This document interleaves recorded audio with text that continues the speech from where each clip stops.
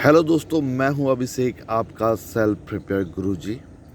दोस्तों, कभी भी अगर आप न्यू व्हीकल परचेज़ करते हैं तो 1 से 2000 किलोमीटर उसको हार्ड राइड नहीं करना या हार्ड ड्राइव नहीं करना है, क्योंकि दोस्तों जो भी कंपोनेंट्स उसके अंदर होता है कम्प्लीटली न्यू रहता है। तो 1000 किलोमीटर उसको आप प्यार से चलाइए, बिलो 60 किलोमीटर पर आवर, या जो भी उसका मैक्सिमम स्पीड है उसका 50% पे। तो ये क्या होता है ना, रनिंग पीरियड होता है। हिंदी में आप किसी से पूछेंगे तो लोकल मैकेनिक लोग बोलते हैं कि इंजन को रवां कर रहे हैं। तो ये देखिए, यहाँ पे 1000 किलोमीटर अभी इसका हुआ है। अब इसके बाद धीरे धीरे आप स्टार्ट कीजिए, जैसा आपको चलाना है। ज़्यादा आप हाई आरपीएम पे भी चला सकते हैं, बट अप टू 1000 किलोमीटर आपको प्यार से चलाना है, कंट्रोल से चलाना है। अब इसका फ़ायदा ये होता है, ये जो पीरियड होता है, जितने भी कंपोनेंट्स होते हैं सारे नए होते हैं, तो एक दूसरे में अच्छे से मेट कर जाते हैं। लाइक पिस्टन के ऊपर पिस्टन रिंग है, तो अपने जगह पे बहुत अच्छे से थोड़ा सा वो डग करता है वहाँ पे और अच्छे से बैठ जाता है। सारे कंपोनेंट्स एक दूसरे में अच्छे से मेट हो जाते हैं। जो गियर्स है, तो गियर्स बहुत अच्छे से बनाया रहता है, बट कुछ कुछ पार्टिकल्स रहता है जो उसमें 1000 किलोमीटर चलते चलते उसमें स्मूथ आता है सरफेस। तो सारा कुछ अच्छे से एक दूसरे में मेट करने के लिए उसको थोड़ा सा आप टाइम दीजिए।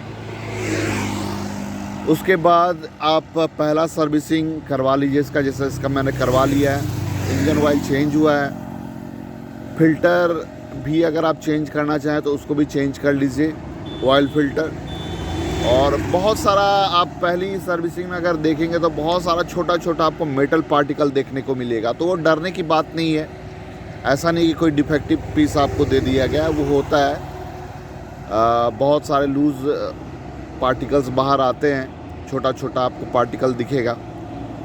और उसके बाद और जैसे जैसे आपका ये किलोमीटर बढ़ता जाएगा, 1000 2000, आपके जो व्हीकल का जो स्मूथनेस है आपको बहुत ही बेटर फील होता जाएगा, और ज़्यादा स्मूथ होते जाएगा। तो ये है। और बहुत लोग बोलेंगे कि नहीं, ऐसा कुछ नहीं है, ऐसा कुछ नहीं होता है। तो एक्सपीरियंस की बात है ये। और जो किसी इंजन को आप देखेंगे 70,000 1 लाख किलोमीटर चल चुका है, और कोई है कि 40,000 किलोमीटर पे ही इंजन ओपन हो जाता है। और कभी भी रीबोरिंग कराएं। बहुत सारे कमेंट्स आते हैं कि रीबोरिंग इंजन को भी न्यू इंजन माना जाता है या नहीं। तो हाँ, अगर आप रीबोरिंग कराते हैं तो उस समय भी 1000 2000 किलोमीटर आप प्यार से चलाइए। और रीबोरिंग में एक चीज़ होता है कि कभी कभी आपको ओवर हीटिंग देखने को मिलेगा, तो उस चीज़ का आपको टेंशन नहीं लेना है, क्योंकि जो बोर पिस्टन का फिटिंग होता है, कभी कभी जो रीबोरिंग होता है वो थोड़ा सा टाइट आपका हो गया, तो जब वो चलेगा तो आप अच्छे से बैठ जाएगा।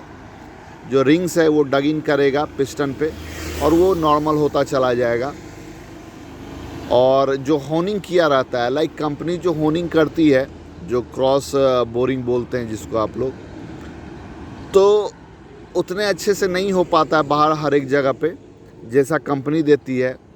तो वो भी जो होनिंग होता है, रफ होनिंग, वो भी अपना अच्छे से चलते चलते अपने लेवल में आता है, स्मूथ बनता है। तो उसमें भी ओवर हीटिंग होने का चांस रहता है। तो कभी भी रीबोरिंग कीजिए, तो ऐसा नहीं है कि आपको टेंशन लेना है कि बहुत ज़्यादा ओवर हीटिंग हो रहा है। धीरे धीरे वो नॉर्मल हो जाता है। बहुत सारा कमेंट आता है कि मैंने रीबोरिंग कराया और इंजन बहुत ज़्यादा हीट कर रही है।